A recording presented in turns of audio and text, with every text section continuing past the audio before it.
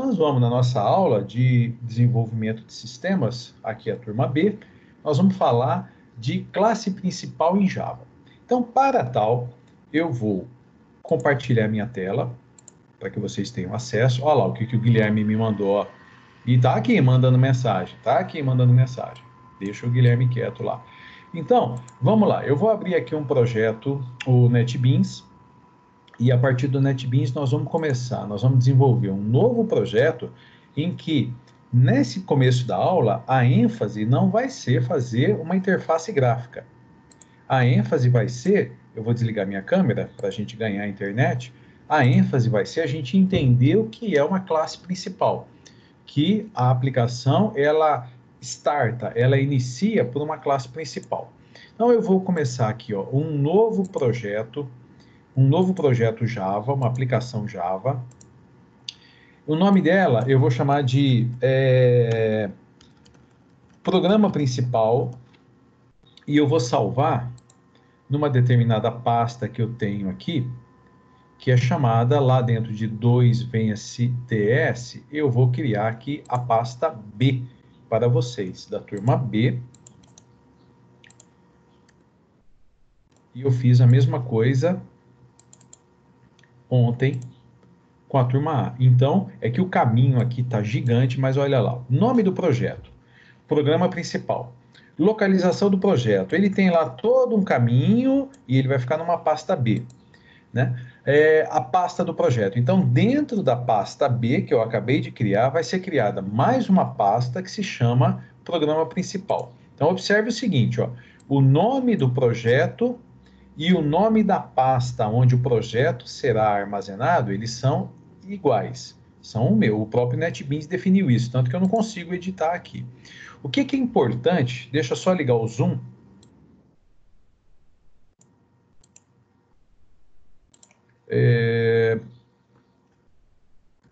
Poder fazer alguns apontamentos aqui.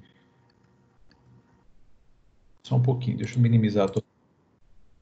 Eu quero pegar aqui o cantinho, não consigo porque tem o Teams aqui funcionando. Eu vou cancelar, vou pôr o zoom, depois eu começo de novo a criar o projeto, não tem importância. Tá, o zoom já está habilitado, então olha lá, um novo projeto Java, ele vai se chamar programa principal, porque o objetivo aqui é mostrar para vocês a classe main. Ele vai ficar armazenado dentro da minha pasta específica, lá criei uma pasta B para isso, né?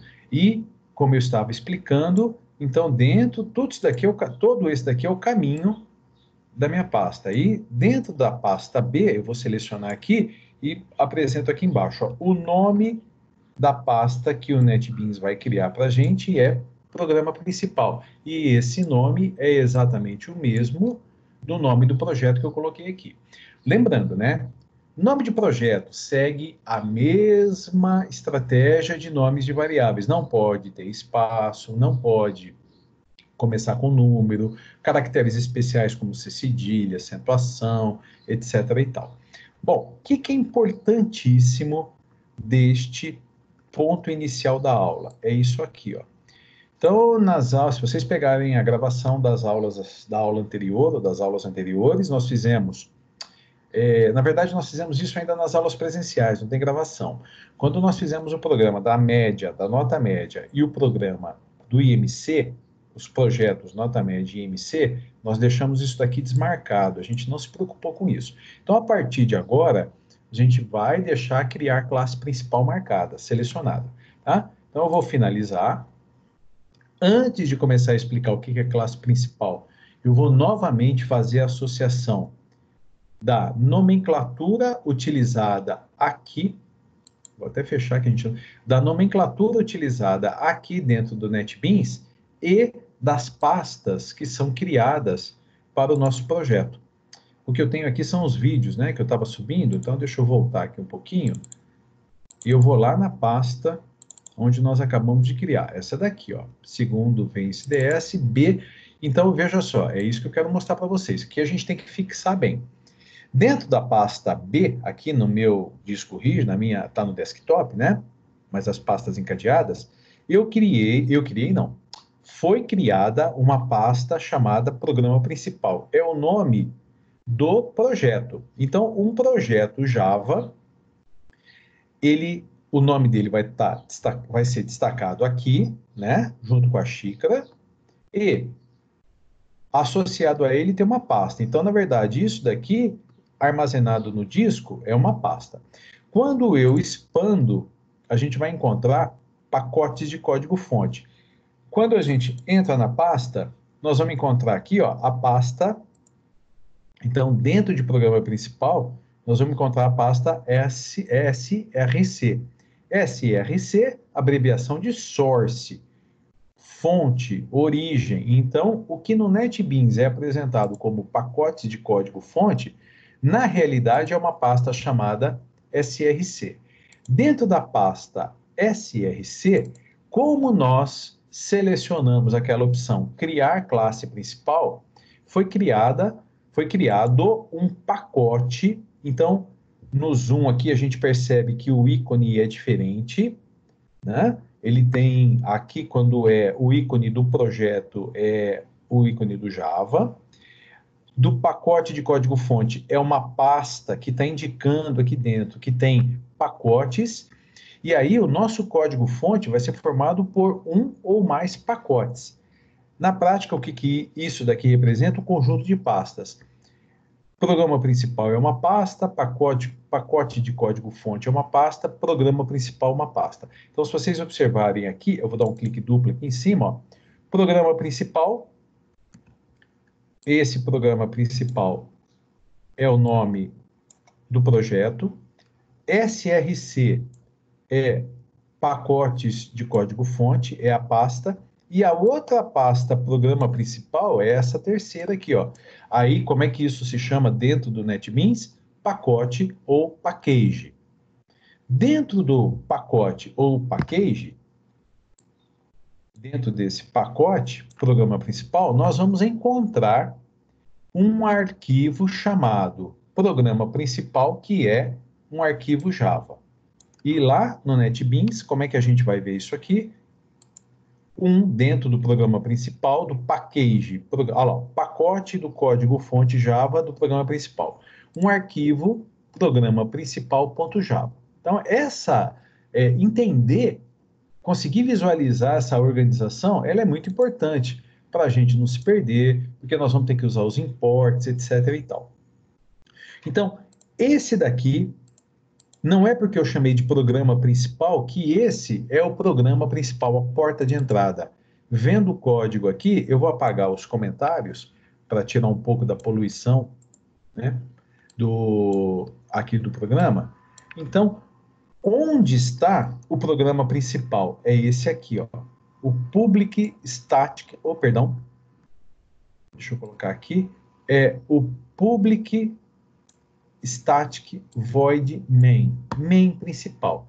É aqui dentro que nós vamos colocar os códigos que serão executados quando da inicialização do programa. Quando você disparar o programa, é esse conjunto de códigos que a gente vai colocar aqui que começa a ser executado. Por isso que ele é chamado de programa principal. Ele é void, a gente aprendeu isso. Void porque não retorna nada. Ele é público porque toda a aplicação vai poder enxergar. E mais para frente um pouquinho, nós vamos aprender o que é static. Então, deixa isso para depois, tá? Então, primeira parte da aula. Qual que nós estamos, qual que é a nossa ênfase? Nossa ênfase é nosso programa, ou melhor, todos os programas, mas em Java. Esse é o nosso programa principal.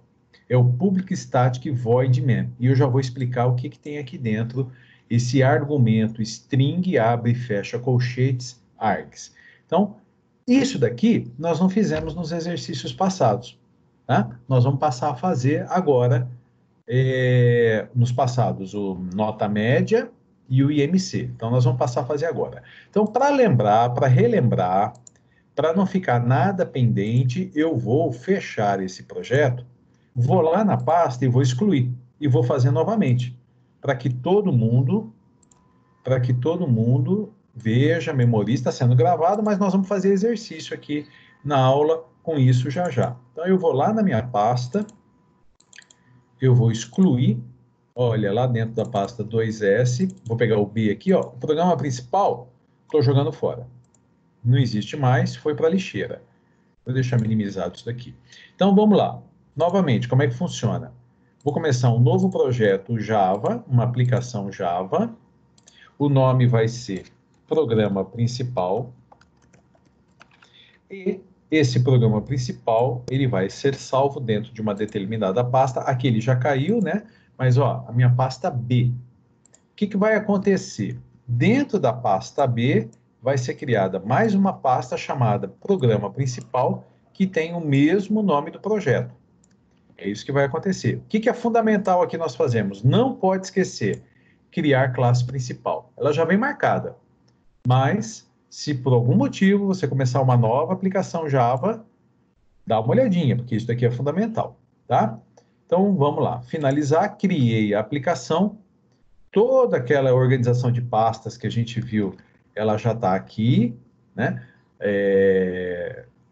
Nós acabamos de explicar. E agora nós vamos trabalhar com o código-fonte do nosso arquivo, que se chama programa principal.java.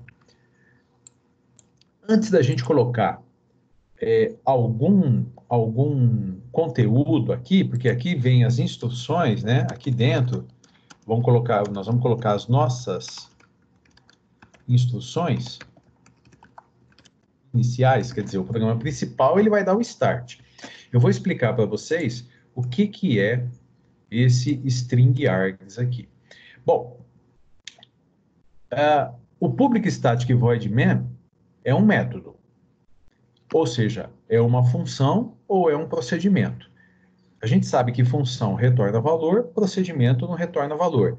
Em Java, como é que a gente identifica isso? É por causa do retorno da função, ou melhor, do retorno do método. Então, quando um método retorna void, void é nada. Então, eu digo assim, ó, main retorna nada. Main retornar nada significa main não retorna. Portanto, na lógica de programação, esse método main, ele é um procedimento, ele não retorna nada. E toda vez que nós temos procedimentos, ou melhor, métodos, eles têm o abre e fecha parênteses, quer dizer, dentro deles nós podemos colocar argumentos. Esse método main, obrigatoriamente, ele recebe um argumento chamado args, que é do tipo string. E esse abre e fecha colchetes aqui está indicando que ele é um vetor. Vetor, array são variáveis multidimensionais. Eu vou fazer uma breve revisão aqui, porque eu fiz ontem também com o pessoal. E na aula de segunda-feira de programação para web, PHP, nós vamos entrar em arrays. Então, o que nós estamos fazendo aqui já está adiantando a aula de segunda-feira. Esse argumento, args é o nome do argumento, que é um array, é um vetor do tipo string, ele pode ser utilizado, pode não ser utilizado. Mas antes da gente ver ele sendo utilizado ou não, vamos explicar o que que é isso. Vamos relembrar.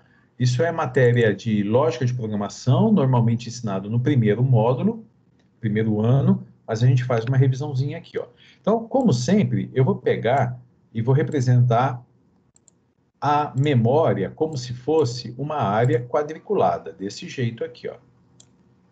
Legal, eu vou tirar as grades, estou usando o Excel apenas como lousa, como eu tenho feito sempre em todas as aulas. Então, vamos lá, vamos fazer primeiro, vamos declarar uma variável de maneira simples. Vou aumentar o zoom aqui um pouquinho.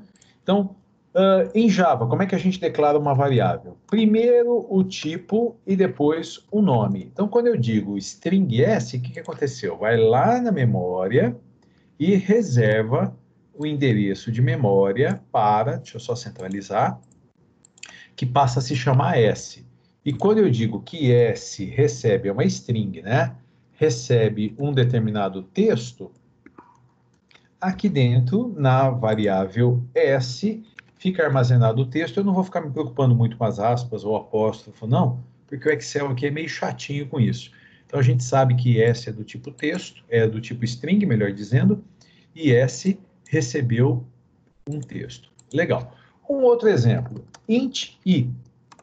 Quando eu digo int i, uma variável i, o endereço de memória chamado i foi alocado, está sendo utilizado, e quando eu digo que i recebe, por exemplo, 10, o valor 10 passa a ser armazenado aqui. Quando o i recebe 20, a variável i perde o que tinha e passa a armazenar 20. Quando eu digo que i recebe i mais 5, então aqui é importante, porque como é que é feita a leitura? Vou dar um zoomzão aqui. Como é que é feita a leitura? Até eu vou trabalhar esse zoom diferente. Espera aí, vou usar o zoom, não do... Como é que é feita a leitura disso? Sempre que nós temos uma atribuição, a leitura correta ela deve ser feita assim. Em primeiro lugar, a gente executa o que está do lado direito do sinal da atribuição. Então, eu vou lá na memória. Vamos lá, deixa eu apontar aqui, ó. Quando é feita uma atribuição, em primeiro lugar, a gente tem que executar o que está do lado direito do sinal de atribuição, que no caso do Java é o igual. Então, i mais 5. I está valendo 20. 20 mais 5 dá 25, e aí vem o segundo, o lado esquerdo. A variável i recebe o resultado do que foi feito inicialmente. É por isso que, nesse caso, o i vale 25. Ele perde o 20 e passa a valer 25. Então, essa leitura, ela é muito importante, né? Normalmente a gente fala assim, i vale i mais 5. Essa é uma leitura comum, mas o ideal seria que nós fizéssemos assim, ó, i mais 5, então o conteúdo de i mais o valor 5, aqui tinha 20, né? Então, i mais 5, 20 mais 5 é atribuído a i. 20 mais 5, 25 é atribuído a i. Então, i passa a valer 25. Essa é a leitura ideal, né, para a gente fazer. Mas tudo bem, vamos lá. E a gente viu também que nós podemos fazer o seguinte, por exemplo, uma variável, uma int j igual a 10. Quando nós temos uma instrução desse jeito aqui, nós estamos fazendo, na verdade, duas operações. Declarando uma variável que se chama j e já atribuindo a ela o valor 10. Tá, revisãozinha básica de variáveis, tudo. Vamos seguir em frente. O que acontece quando eu faço o seguinte? Int abre e fecha colchetes, por exemplo, m. O que está acontecendo aqui? Int abre e fecha colchetes m. Eu estou declarando um vetor, uma variável multidimensional. Multidimensional, multiposições, que se chama m. S só armazena um valor. I só armazena um valor. J só armazena um valor. E m? M poderá armazenar vários valores. Então, eu vou colocar aqui em amarelo o que vai. M vai ser tudo isso. M. Então, tudo isso. Deixa eu só ir organizando aqui a minha lousa. Então, tudo isso é M, certo? E M, assim como essa é uma variável, é como se M fosse formada por várias subvariáveis. Mas, na verdade, não são subvariáveis. São posições do valor. E cada uma das posições do valor, cada uma das posições vai ser identificada por um número. Começa com 0, 1, 2, 3 e assim por diante. Posso ter uma quantidade grande de posições. Como é que isso daqui vai funcionar? M na posição 0 recebe, como é inteiro, M na posição 0 recebe 3. Então, o que vai acontecer aqui? M na posição 0 recebe 3. Tá? Então, eu vou dar um destaque aqui, só para... Aqui é o índice. 0, 1, 2, 3 é o índice do vetor. E aqui embaixo, que eu vou colocar menorzinho, é o valor. Então, o que está escrito aqui? Ó? O que nós estamos representando na memória? M, o vetor M na posição 0 vale 3. É o resultado disso. M na posição 1 vale 5. Então, M na posição 1 vale 5. E assim por diante. E como isso é variável, uma variável multidimensional, eu posso fazer assim. M na posição 1 vale... Opa, perdão aqui. Vale, por exemplo, 10. Então, o que está acontecendo? 10 é atribuído a M na posição 1. M na posição 1 perde o 5, armazena 10. Então, isso daqui é um array. Opa, perdão.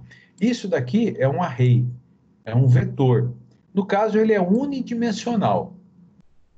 Então, a gente tem, depois nós vamos ver os bidimensionais. Tem até tridimensional, tem umas coisas malucas, assim, para a gente aprender para frente. Mas vamos com calma. Então, isso que está em amarelo é um vetor ou uma variável multidimensional, é um array. Ele tem um nome e várias posições. Em Java, essas posições ou índices são números que começam do zero. A primeira posição é a posição 0, a segunda posição 1, terceira 2 e assim por diante. Legal. O que está acontecendo aqui no Public Static Void Main é que main, que é um método, o método principal, ele está recebendo por um vetor que se chama args, que é do tipo string. Então, lá na memória, o que vai acontecer? É assim, ó, string, abre e fecha colchete, args. Então, o que está acontecendo aqui? Agora eu vou marcar de outra cor, para a gente destacar. Vou pegar aqui em laranja. Então, aqui, tudo isso que estamos representando em laranja, tudo isso é o vetor args, e esse vetor args, ele pode ter várias posições, da mesma forma que o vetor m, que nós exemplificamos acima. Qual que é a diferença? Args, aqui faltou um ponto e vírgula, né? Args é um vetor de strings, então cada uma das posições, posição 0, posição 1, posição 2, 3, deixa eu dar uma formatada nisso, que nem a gente fez. Cada uma dessas posições vai armazenar um texto. Então, por exemplo, args, na posição 0, armazena Wagner. Então, o que vai acontecer aqui? Eu não vou me preocupar com as aspas, mas args na posição 0 armazena Wagner. Args na posição 1 Manuela. Manuela, você me fez uma pergunta no WhatsApp, daqui a pouquinho a gente conversa sobre. Manuela. Args na posição 2 armazena Renan. É isso que está acontecendo. A gente pode colocar, né, args na posição 3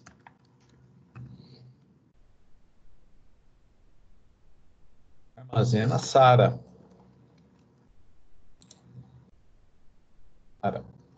E assim por diante. Bom, mas quando eu declaro args apenas, ele não tem nada, ele está vazio. Eu apenas declarei, mas ele não tem nada. Né? Então, quando eu digo aqui, ó, que args string, eu estou recebendo, mas não quer dizer que tem algum valor. Onde que a gente pode usar isso? Pode usar o seguinte, ó, quando vou pegar aqui um prompt de comando, para a gente poder digitar algum comando. Suponha que eu tenha feito um programa, dizer assim, ó, o nosso programa principal,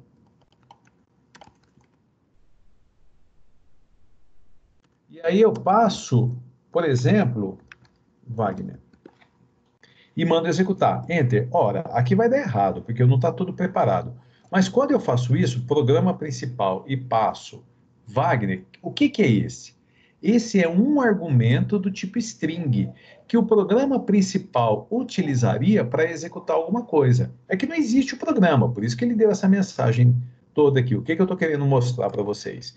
Que aqui nós teríamos um programa sendo executado e esse programa recebe um argumento. por exemplo, ele recebe Wagner. Ou então, poderíamos ter feito o seguinte, ó, programa principal recebe, vamos supor, ele recebe administrador do banco de dados. E aí eu executo. Ora, suponha que esse fosse um programa de acesso ao banco de dados. E aqui eu estou dizendo que quem está se logando é o administrador do banco de dados. Então, ele deve inicializar o programa de uma forma ou de outra forma. Mas o que eu quero que vocês memorizem, assim que entendam, ou perdão, o zoom aqui saiu meio bagunçado. Eu quero que vocês memorizem ou entendam o que é. Peraí, gente, só um pouquinho, deixa eu acertar o zoom. Isso, agora ficou legal. Que vocês entendam o seguinte: o que é o args? O args são valores, no caso aqui tem um, que o programa vai utilizar para executar alguma coisa. Se eu colocasse assim, programa principal, e executasse, não tem argumento nenhum. Então, eu posso passar argumentos para o programa executar, como eu posso não passar. Essa é a finalidade disso. Então, o programador, ele usa, em determinada situação, ele usa, outra não usa, cada caso é um caso. Aqui no NetBeans, como é que a gente faz para definir argumentos? Bom, antes de mostrar isso, deixa eu só fazer o seguinte. Comecei falando que nós não daríamos atenção, já vou mostrar como é que a gente pode usar, mas eu comecei falando assim, ó, nós não vamos dar atenção para a interface gráfica nessa primeira parte da aula. Nós vamos fazer um pequeno programinha que o resultado ele vai sair aqui, ó, na saída. Mesmo que o seu NetBeans não esteja apresentando esse painel saída agora, na hora que nós executarmos o programa, ele vai apresentar. Quer ver só? O meu Public Static Void Main está vazio. Não tem nada para ser executado. O programa ele está zerado, assim. Na hora que eu executo, será que eu vou precisar colocar alguma coisa aqui? Então, acho que eu vou precisar. Peraí, então vamos ver. Ah lá, ele demorou um pouquinho, mas executou. Eu é que fui apressado demais. Aí ele apresenta a saída. Vamos lá de novo, ó. Executei, ele apresentou a saída. Então, mesmo que no seu NetBeans isso não esteja, esse painel não esteja sendo apresentado, quando o programa for executado, ele passa a ser apresentado. Não tem problema, não se preocupa não. Como é que eu faço, então, para apresentar alguma coisa aqui? Aula do ano passado, TPA, Lógica de Programação, Visual G, ou Visual G. Tinha o Escreva. Escreva, desenvolvimento de sistemas. Como é que em Java a gente faz? Escreva desenvolvimento de sistemas. Tem que, o comando é esse aqui, ó. System.out.println. Opa, só que eu tenho que escrever aqui dentro agora. Desenvolvimento de sistemas. Eu vou mostrar já para vocês de novo como é que é o passo a passo disso. Executei, olha o que apareceu aqui embaixo. Desenvolvimento de sistemas. Então, ele começou a execução, run, apresentou o que eu mandei lá no programa e programa construído com sucesso, em menos de um segundo ele executou. Então, system.out.println é o escreva lá do VisualG ou do Visual G.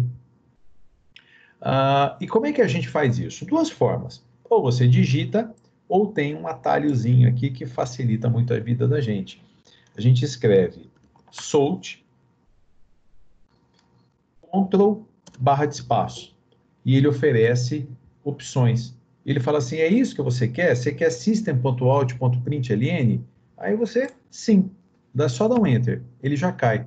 Prontinho, com o cursor piscando lá dentro. Aí você escreve o que você quiser aqui, ó. Salva e executa. Tá? Então, informática, foi isso que aconteceu. Bom, só mais um pouquinho para a gente seguir, e aí eu vou pedir para vocês fazerem. Aqui, ó, esse ln do println, esse ln aqui do final, ele não é obrigatório. Esse ln é o que faz pular de linha, como se fosse o enter.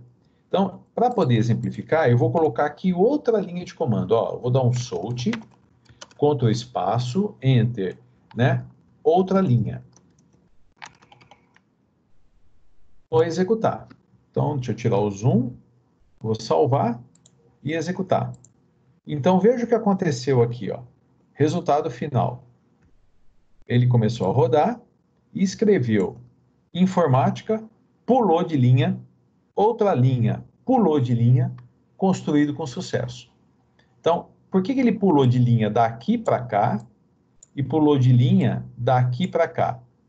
Quem fez isso foi o LN, e ele não é obrigatório, só nesse comecinho aqui. Então, só para vocês verem, eu vou tirar aqui, ó, eu vou tirar os LNs, vai ficar só print. Vai ficar system.out.print. E para não ficar tudo colado, eu vou aumentar um pouquinho aqui, ó, vou pôr informática hífen. Executei, olha o que aconteceu aqui embaixo, ó. Deixa eu dar o zoom primeiro. Olha o que aconteceu aqui embaixo. Ele começou a execução, é aqui. E aí, ó, informática, esse é o system.out.print. Aí, outra linha, esse é o segundo system.out.print. Como não tem o LN, ele não pulou para a linha de baixo e já colocou aqui, construído com sucesso. Ficou tudo empacotado, tudo. Se fosse MySQL, estaria concatenado. Tudo isso estaria concatenado. Então, o system.out.print ou system.out.println é. Aí eu vou usar a linguagem, é um método que apresenta uma saída out, que a print apresenta pulando linha, println, é uma saída, apresenta na saída do sistema, vamos assim dizer, tá? E aí, então, nós vamos fazer o seguinte. Eu vou colocar aqui só para a gente... Vou colocar uma... E vou utilizar o args agora para mostrar para vocês. Como é que a gente pode passar valores por args? Então, aqui dentro do NetBeans, em arquivo, no menu arquivo, propriedades do projeto, no item executar, então tem as categorias aqui, né? Na categoria executar, a gente tem argumentos. E aqui em argumentos, eu vou digitar o meu nome. E vou dar um OK. Significa o seguinte, ó. Quando este programa for executado, o public static void main estará recebendo um argumento. Porque estava vazio aquela caixa de edição. Agora ele está recebendo um argumento. O que está armazenado nesse um argumento? Esse primeiro argumento é aqui, ó, posição 0, que se chama Wagner. É isso que está lá armazenado, do jeito que nós fizemos. Então, eu quero que apresenta do args, na posição 0, o conteúdo. Args na posição 0. Qual é o conteúdo, Wagner? Eu quero que apresente isso. Então, como fazer? Solt. Aqui, eu vou colocar o nome do argumento, não vou pôr entre aspas, nem entre aspas, args na posição 0. Só isso. Então, apresente na saída padrão, que é aqui a saída, o quê? O que você recebeu, o primeiro argumento que você recebeu. O primeiro argumento fica armazenado na posição 0, que no caso é Wagner. Então, na hora que nós salvarmos aqui e executarmos, vai aparecer, olha lá embaixo, zoom. Então, o que nós já tínhamos feito está aqui, aquela linha que eu passei, e aqui o Wagner. Tá? Isso é o args. E dessa forma, eu acho que eu expliquei para vocês, e vamos ver agora se tem alguma dúvida. Primeiro, o que é um programa principal em Java, né? Se fosse em PHP, qual é, entre aspas, o programa principal? É o arquivo index. É aquele que é o aberto automaticamente. Quando eu coloco, por exemplo, eu estou aqui no YouTube carregando aqui uns vídeos, então vamos supor que eu coloque aqui o próprio Google. É que o Google está colocando aqui uma série de parâmetros, né? Deixa eu ver. Ó, nem está colocando. www.google.com.br. Lá nos servidores Google, nos servidores, não servidores Google, desculpe, onde esse site está hospedado, que no caso é da própria Google, né? Existe um arquivo chamado index. É esse arquivo que está sendo apresentado aqui. É o arquivo chamado index. Por exemplo, outro exemplo, www.criativamente, que é o meu portal, que está lá meio parado, eu não tô conseguindo incrementar. Quando eu dou um criativamente.net, eu estou acessando o meu servidor e ele lá tem uma pasta com todos os arquivos, as imagens, os HTMLs, os CSS. Vocês sabem, vocês fizeram isso no ano passado. E um deles é o arquivo, olha lá, um deles é o arquivo index.php ou index.html. Foi o que vocês fizeram ano passado, tá? Acabei de subir mais uns vídeos no YouTube aqui para o pessoal, ó, os de vocês aqui, ó, que eu subi agora há pouco. Então, ó, pode cá, esse daqui, ó, vocês, ó, aula de programação para web, aula de banco de dados, aula da turma A de desenvolvimento de sistemas. Então, vamos voltar aqui para a nossa aula, tá? Então, o que eu expliquei para vocês hoje? O Public Static Void Main, como é que ele é criado, quando a gente cria o projeto e marca lá a caixa de seleção, criar classe principal. Expliquei para vocês o que é um método, o main é um método público que não retorna nada e diz que depois eu vou explicar o que é o static mais para frente, que o método main recebe um argumento que se chama args, que é um vetor de strings, e apresentei aqui, além do system.out.println, que é o salt, né, que eu vou deixar assim, salt Ctrl barra de espaços, que a gente pode apresentar na saída padrão, textos, ou pode apresentar um dos argumentos. E pode apresentar ainda, vamos dar mais um exemplo, só para a gente fechar aqui. Eu posso fazer o seguinte, ó, string S que recebe Miguelito. E aí o que eu faço aqui, ó, salt, só que ao invés de apresentar alguma coisa entre aspas, eu apresento S. S armazena Miguelito, vamos ver se vai dar certo. Opa, tem um erro aqui, ó, em algum lugar. Aqui ele está dizendo... tá. Eu pus apóstrofo, não é apóstrofo, são aspas. Que tem que ser utilizado, por isso que deu erro. Então tá, olha lá, salvei, executou, aqui embaixo no zoom está apresentado, Miguelito, tá?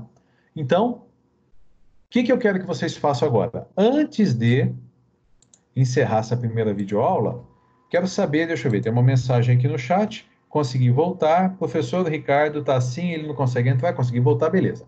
Então vamos lá, vamos fazer a nossa passagem aqui. Monteiro, tá tudo certo? Tem alguma dúvida? Dá um alô aí via chat ou via microfone. Monteiro, tem alguma dúvida?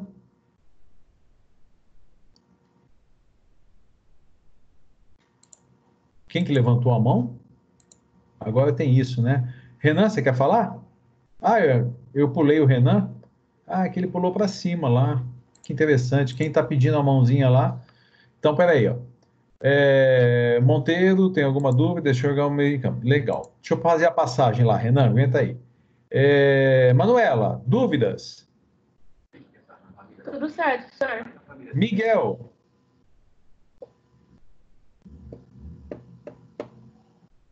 Miguel. Bardão. Ah, escreveu aqui? Deixa eu ver. Legal. Miguelito. Tudo certo, professor. Beleza. Pedrão, tem alguma dúvida? Pedrão costuma escrever aqui. Tudo certo. Quem que tá na fila? Rafael. Rafael, eu tô vendo agora que você me avisou aqui no WhatsApp, não tinha visto, tá? Dúvidas? Deixa eu ver aqui. Tudo certo. Renan, Fala, Renan, você falou que tinha uma dúvida, o que aconteceu? Sim, é que assim, então o argumento lá, quando você, O a situação que você vai usar ele é para executar um programa de uma determinada forma, assim? Não é bem de uma determinada forma. É assim, ó, é uma informação, um dado inicial que você passa para o programa. Um dado inicial que você passa para. E esse dado, de alguma maneira, ele vai influenciar, interferir na execução do programa. Tá? Agora, qual? Ó, depende, cada caso é um caso, né? Cada caso é um caso. No nosso exemplo aqui, que é muito simplesinho, eu poderia, vamos supor, é que eu não quero apagar isso aqui tudo, que eu vou deixar para vocês. Eu vou colocar como comentário, então, isso que está em cima, tá? Vou colocar tudo isso aqui como comentário, não vai ter efeito. Então, comentário de várias linhas, asterisco, barra, asterisco, asterisco, barra. Então, o que está acontecendo aqui? Passei como argumento Wagner, beleza. E eu quero aqui, ó, Solte, bem-vindo. E eu não quero que pule de linha, então eu vou tirar o print ln, ou vou tirar o ln e solte args na posição 0. Então é como se eu estivesse informando, por exemplo, um exemplo bem bobinho. Bem-vindo, o nome do usuário. Executei, olha lá, bem-vindo Wagner aqui embaixo. É um exemplo bobo, mas a ideia é a seguinte: é uma informação que pode ser passada para a execução do programa. Vamos supor, tentar aqui dar outros exemplos. O nosso programa que vai ser executado, ele vai conectar com um banco de dados na internet, por exemplo. Tá certo? E para a segurança, eu gostaria que o IP da minha máquina fosse registrado. Então, imagina, não sei se isso vai mais ajudar ou vai mais atrapalhar. Então, imagine que, como é que a gente pode pegar o IP? ipconfig. Tá, aí ele aparece aqui, ó, o IP4 192.168.0.5. Então, imagine, então, que fosse executado o seguinte comando. Primeiro programa 192.168.0.5. Tum. Quando o primeiro programa foi executado, ele já está informando, ó, o meu IP é esse. Isso o programa recebe e armazena lá em algum lugar, criando um histórico. Eu não sei se o exemplo que eu dei mais atrapalhou, mas ajudou. Mas essa é a função dos ARGs, são valores iniciais que o programa recebe e, de alguma maneira, esses valores serão processados. Consegui explicar? Ficou claro? Ficou mais difícil? Ah, sim, entendi. Então tá jóia, beleza. Ricardo, alguma dúvida? Por enquanto, nada. Beleza. O som tá tão baixinho, não sei se é você. Ah, deixa eu aumentar meu som aqui. Sara. Sara sempre escreve no chat. Alguma dúvida, Sara?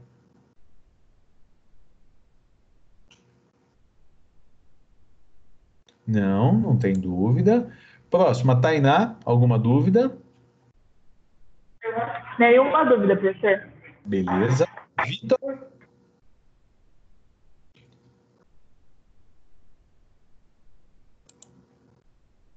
Tranquilo. E o Yuri? Alguma dúvida, Yuri?